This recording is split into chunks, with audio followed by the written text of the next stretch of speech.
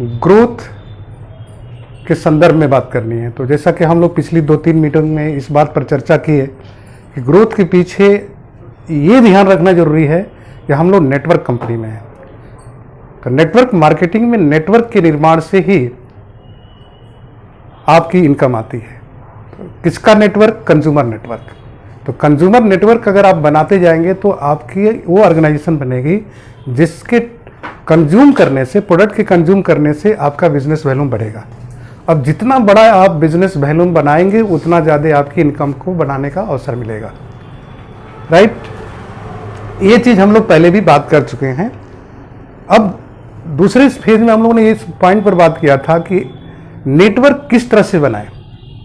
बहुत सारे तरीके से बिना नेटवर्क बनाए प्रोडक्ट परचेज करके हम किसी लेवल को अचीव करते हैं और उसके अनुसार इनकम बनाने का कोशिश करते हैं। बट आप जानते हैं कि प्रोडक्ट आपने परचेज किया, लेकिन प्रोडक्ट परचेज करने के बाद वो अगर कंज्यूम नहीं किया तो आप 2 महीने, 3 महीने, 4 महीने जैसा आपने प्रोडक्ट स्टॉक बनाया है उसके अनुसार आपको दोबारा आप लेवल अचीव करने में टाइम लगेगा।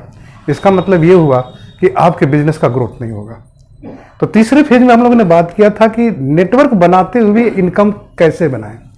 तो 100 पॉइंट्स का नेटवर्क डेवलप करने के ऊपर बात किया था हम लोगों ने, क्योंकि इस बिजनेस की खास बात क्या है कि आपकी वैल्यूम नेटवर्क से आए, कंज्यूमर नेटवर्क से आए, लीडर्स से आए। कहने का मतलब एडीएस, एडीआर और पीसी जो 3 हमारे पार्ट्स हैं उसके थ्रू हमारी इनकम आनी चाहिए। और वो इनकम आने के पीछे जो बात की गई थी वो कैसे आएगी इसके ऊपर हम लोगों ने काम किया था। तो काम जो बताया गया उसमें आपने देखा कि 100 पॉइंट्स का नेटवर्क बनाने के लिए आपको बहुत सारे तरीके अपनाने पड़ते हैं, जिसमें से इंपॉर्टेंट क्या है कि कैसे लोगों से कांटेक्ट करें और कैसे प्रोडक्ट की जानकारी दें और किस तरीके से हम उनको इस चीज़ पर लाएं कि वो प्रोडक्ट को कंज्यूम करें और कंज्यूम करने के बाद उनको अच्छा लगे और इस बात को समझ पाएं कि हमारे कंपनी के जो प्रोडक्ट्स होते हैं वो हेल्थ केयरिंग होते हैं। हेल्थ केयरिंग का मतलब सिर्फ न्यूट्रिशन से रिलेटेड नहीं है, externally, internally as well as आप शारीरिक साफ सफाई की बात करें, घरेलू साफ सफाई की बात करें, इन सभी चीज़ों में आपको एक चीज़ समझ में आ जाना चाहिए कि जब भी इस कंपनी का, हमारी एमवे कंपनी का प्रोडक्ट यूज करेंगे वो हेल्थ केयरिंग है।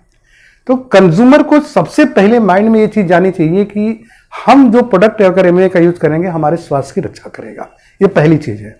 दूसरी चीज़ ये है कि इसमें बचत का जो बात किया जाता है कि एज ए प्रीफर्ड कस्टमर आप प्रोडक्ट लेते हैं तो आपको कैसे डिस्काउंट मिलता है और कैसे एडीआर बनते हैं, तो आपके पास अवसर होता है प्रोडक्ट को दूसरों को रिकमेंड करके आप एक अर्निंग का एक छोटी सर्किल से 60 सर्किल में आप इनकम अपॉर्चुनिटी बना सकते हैं।